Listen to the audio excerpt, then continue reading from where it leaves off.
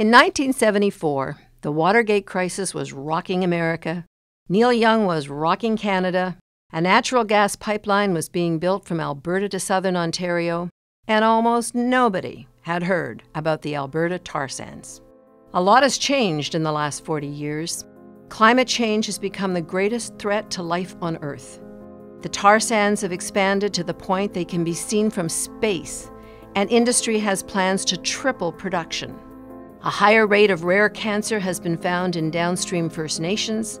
Millions of hectares of old-growth forest and billions of liters of fresh water have already been destroyed. Now there is a desperate push to export tar sands oil. The biggest proposal of them all is TransCanada's Energy East pipeline, which would see over 1 million barrels of tar sands oil per day pumped to export terminals in Quebec and Atlantic Canada. Energy East would drive climate pollution up when we all know it needs to go down.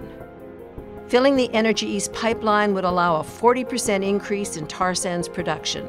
That is like doubling the number of cars in Ontario or restarting all the dirty old coal plants that took 15 years to close down. We can have a livable planet or tar sands expansion, not both. Energy East would carry diluted bitumen or dilbit, created by diluting the thick, goopy bitumen from the tar sands with various toxic and explosive chemicals to make it thin enough to squeeze down a pipeline.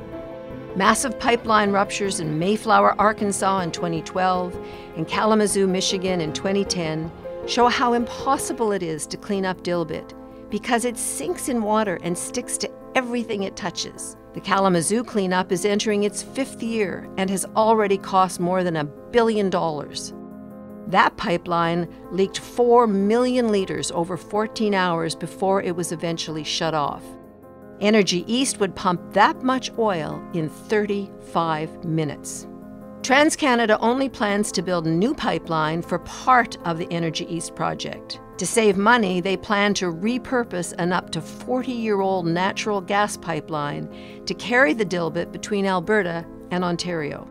When that pipeline was built starting in 1974, thinner steel was used in remote areas because it was cheaper, and the consequences of a gas leak were considered much less serious than an oil leak. But not only is a rupture more likely in remote areas where the pipe is thinner, it could take a lot longer before the spill is noticed and the pumping is stopped.